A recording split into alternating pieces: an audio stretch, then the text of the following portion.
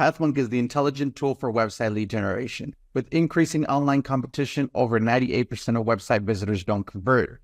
The ability to successfully show your value proposition and support visitors in their buying journey separates you from the competition online. Pathmonk qualifies and converts leads on your website by figuring out where they are in the buying journey and influencing them in key decision moments with relevant micro experiences like case studies, intro videos, and much more. Stay relevant to your visitors and increase conversions by 50%. Add Pathmonk to your website in seconds, let the AI do all the work, and get access to 50% more qualified leads while you keep doing marketing and sales as usual. Check us on pathmonk.com. Welcome to today's episode. Let's talk about today's guest. We have Lisa Lively out there with Rick Jordan and Reach Out. We'll talk about it a little bit right now, or Lisa's going to tell us a little bit more. She's a community engagement manager there with Rick. Welcome, Lisa. Yes, thank you so much for having me. I really appreciate the invite to come on and chat a little about what Rick and I do. Definitely important. So let's kick it off with that. And then Lisa, right? Can you tell us a little bit more about that Rick Jordan, Reach Out, what you guys are doing there? Yeah, for sure. So like you said, I'm Rick Jordan's community engagement manager. And I help support a lot of the different endeavors that we do at Reach Out, both the Rick Jordan personal brand. So to kind of give some back history, so Rick is the founder and CEO of Reach Out Technology. It is the first publicly traded MSP that services the small to medium-sized business market. So our big goal on the Reach Out, the cybersecurity side, the IT managed services side, is to create cybersecurity for all. So when you see and look at a lot of the IT industry, you kind of see a big gap between big MSPs that service the enterprise that have a full wealth and stock of tools and vendors that they use to really accurately protect their clients versus the small to medium-sized businesses will get serviced and that stack isn't as full. So you see a really, really big gap when it comes to the cybersecurity, field. And so that was Rick's mission when he first founded Reach Out Technology and started scaling it, was he wanted to fill that gap because small to medium-sized businesses, the mom and pop shops that we all know, are a really, really large target for cybersecurity. So that's the big thing on the cybersecurity company. And then as far as Rick's personal brand goes, is we've built it up over the last few years, and branding has made a very large impact on the success of Reach Out Technology and the overall success of Rick's own personal brand as far as his coaching, his podcast, is the top 2% in the world. We've definitely put a lot of effort into that to help mentor, educate, give motivation to a lot of entrepreneurs, especially young entrepreneurs. Definitely important. Glad to hear that from you, Lisa, and what you're doing there at helping out Rick with all that business side. And so that way our listeners who are tuned in can get a good understanding there of Rick Jordan's personal brand and the Reach Out Technology part. What would you say then is a key problem that you guys like to solve? Yeah, I guess the biggest thing that we like to solve, on the security side, is like I'd mentioned, is that big gap in the market right now. But on the other side, the flip side of the coin, just on the Reach Out side, and Rick's mission as well, when he first started the walk into the publicly traded world, the stock market, is that he wanted to create generational wealth for owners. You see a lot of MSP owners, is what we call it in our industry. It's the abbreviation for managed services providers, is that, they're taking, $60,000 to $120,000 a year home as a business owner. You see a lot of other business owners taking a lot more home than that. So what we offer is generational wealth. We want to get you in the door as an acquisition, roll up into our public entity, be a part of the team. A lot of people get, really dug down and all of the things that come alongside business, and they start to forget that they went into business for IT. They want to do the IT. They don't want to work on the HR. They don't want to do payroll. They don't want the headaches of having to answer the phone at 9:00 at night or on family vacation or something along those lines. And that's where we step in. We give them the opportunity to make the salary that they want to make, to be able to service their clients the best way they possibly can. And that's our big goal, is to help the owners as well. Definitely important. So then I don't want to assume here, but then would that be, what would be the vertical segment? Is there an ideal ICP there for Reach Out or for Rick's brand? So, we do look at, when we look at acquisitions, which is, I think is what I'm understanding your question, the best when we look at an acquisition, a target, just to deem them if they're a fit for us or not. A lot of the private equity that are rolling up MSPs, don't really look underneath like 5 or 8 million, roughly. My numbers might be a little skewed, but that they don't look underneath that because they can't turn them around and make profit right away. So we look at those acquisitions, especially when they're in like what we would consider like a pillar area. So we're based out of a couple different states. We're based out of Chicago, Illinois, Whippany, New Jersey, El Paso, Texas, and Phoenix, Arizona. So we have a lot of different markets that we hit. So I hope that kind of answers your question, but we look at areas that we can, integrate right into us. So we just completed an acquisition that I think had like 9 or 10 employees, and they're in the Chicago area. So an acquisition like that is really easy to roll up into the existing entity because it's already in a city that we exist. But it's not that we don't look outside of our current cities, because we definitely do have other pillar areas that we want to hit. Definitely important, right? Thank you so much for sharing that. So then, what would you say then is a top client acquisition channel for you guys? What's the one that gives you the best results? Yeah, so I mean, I think the best way when it comes to like trying to find your target acquisition is to understand what you're selling and understand how you appear to your client. So when I look at it right now on the personal brand for Rick Jordan, we have a great initiative going forward that's called freemspmarketing.com. And what that offers is to join a wait list. And there's a lot of MSPs that are looking for materials to grow. And maybe they're trying to get to the position where they are most cost efficient and their EBITDA is where it needs to be a top sale and get the dollar that they want for their business at the end of the day. So we see a lot of different people in the IT space that charge thousands of dollars a month for these materials. And we want to be able to assist them. So we really take advantage of our current market, our current audience, our current peers, because there's a lot of people within your community that you can help that would be your side-by-side. So it's being able to reach out to them and be like, hey, we've been in your shoes. We've felt your pain. We've experienced these same scaling issues that you are. Let us help you. And we're not going to make a dollar amount stand in the way of you being able to grow your business. Definitely important. All right. Thank you so much for sharing that. So then on that note, then, so that way our listeners who are tuned could go ahead and visit you. As far as the cybersecurity technology, you could always check them out at reachoutit.com. And for Rick Jordan's brand, you could always check him out at rickjordan.tv. What roles does the website play then for client acquisition? Yeah, so we actually use a super cool website designer called ClickFunnels. And I'm assuming you're maybe slightly familiar with ClickFunnels, but we host almost all of our initiatives on there. There's just so much opportunity to convert a lead into an acquisition, no matter what the target is, using a sales letter. So, I mean, I've been to Funnel Hacking Live for the past 3 years now, and I've learned a lot, but just creating a story, a hook, and an offer in your sales letter and your sales copy going along, you kind of remove the excess of all your stuff that's on your website. So if you look at like rickjordan.tv or reachoutit.com, you're going to get a lot of information about Rick, a lot of information about the company, and all of that good jazz. But we love to market through ClickFunnels because when we have one initiative, we're just marketing that one initiative. No one's going to get distracted on the website or anything along those lines. They're going to see exactly what we're offering. So that we really honestly take a lot of advantage out of ClickFunnels and have for the past about 3 or 4 years. That's great to hear. So, I mean, that's a tip there for everybody. Would there be another method or tools that you guys use besides ClickFunnels that you would recommend to our listeners?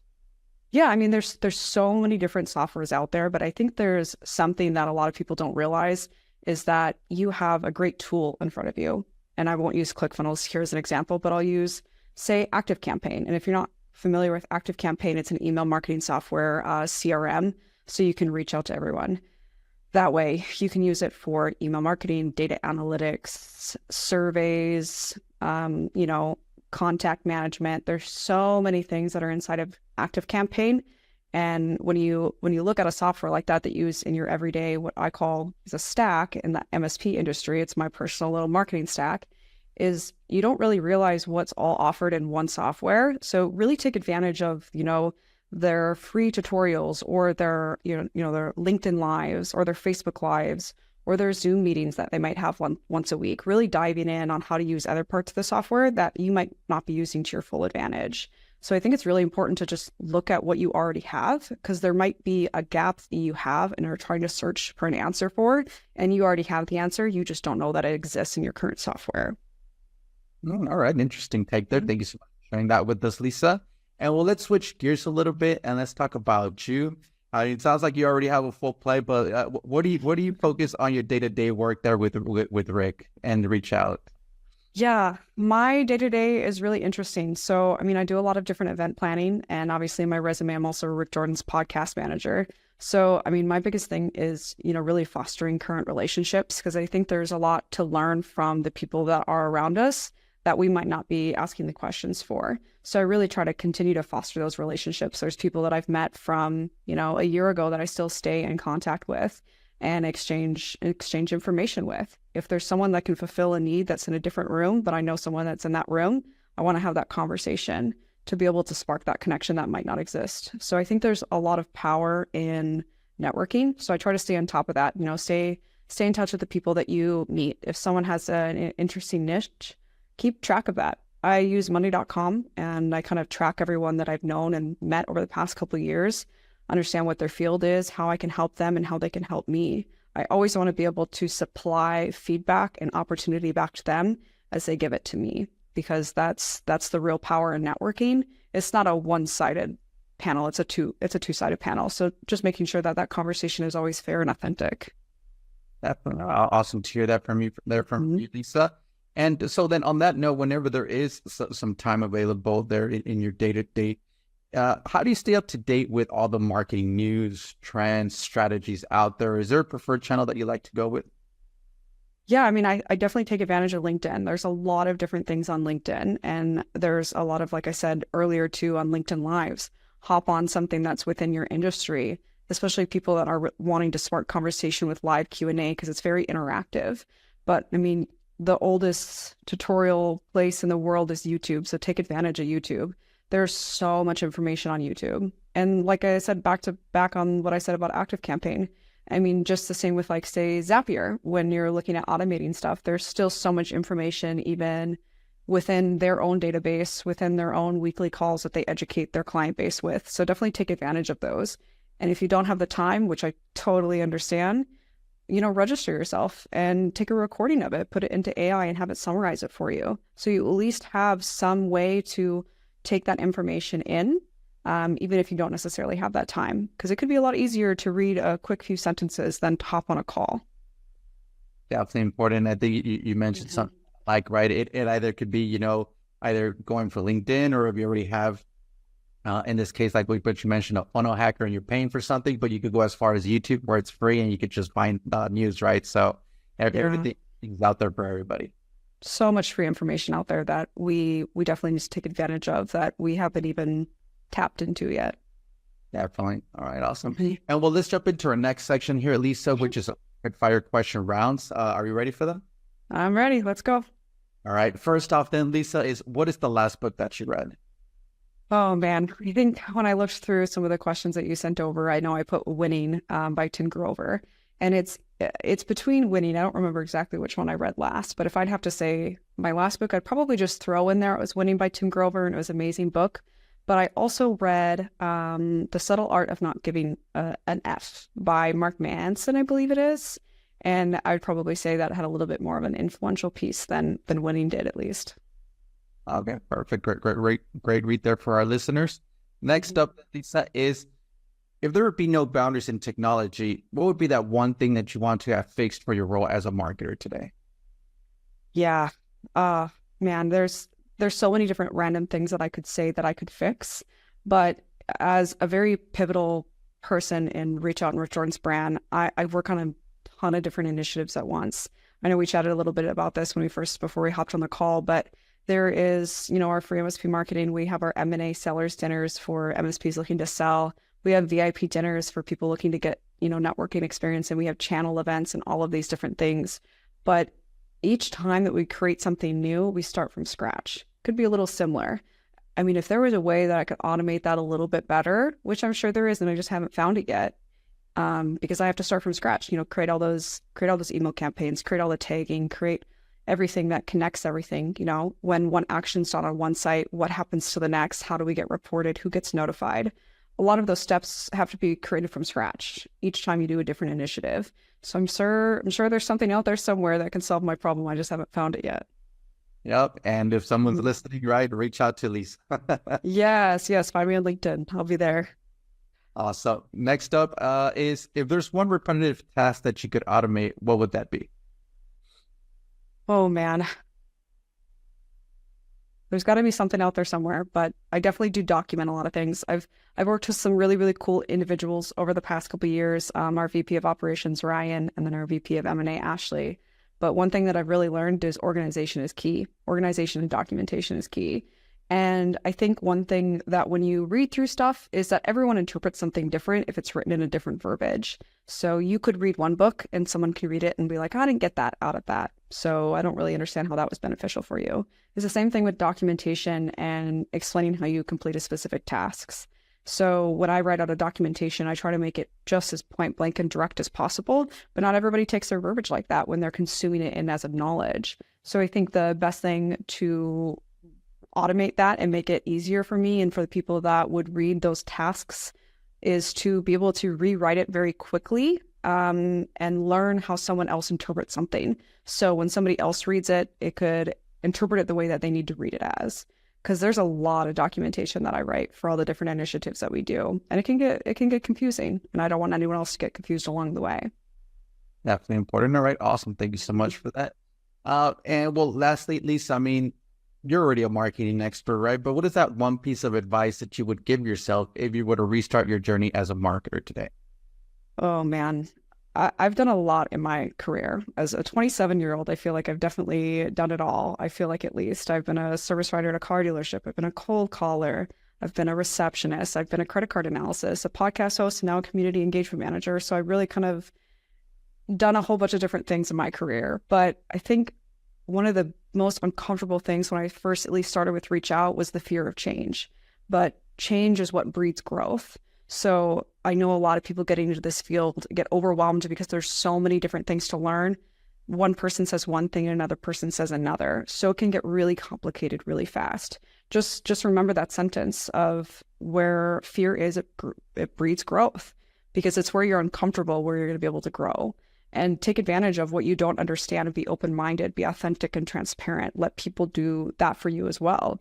Take in all the information you can. If one person says one thing, go listen to another person as well and learn how to process everything and document it and understand it, because it's going to be confusing. And all I want to say is good luck, and you can do it. Awesome. Some great advice there, not just for yourself, but for our listeners. Thanks so much for that, Lisa. And we are coming to the end of today's show. But before we do end, I do want to give you the last word. If someone forgets everything about the interview today, what is that one thing they should remember about the company? There's one thing that I said when you're trying to convey something to your clients. And what we do and what we've been successful in doing it is creating that story, the hook, and the offer, and whatever you're trying to sell, and make sure it's relatable. So you can have a story and a hook and an offer, but if you're not making it relatable to your audience, you're not going to convert any leads. So make sure to test out different variables and understand what works and what doesn't work. It takes time, so just be patient. Definitely important. Thank you so much for sharing that with us. Of course. And well, Lisa, it's been a pleasure to have had you on with us today. Do want to appreciate you being on with us. And to our listeners, thank you so much for tuning in. And I'm looking forward to our next episode at Path Monk Presents. Thanks a lot, Lisa. Yes, thanks so much.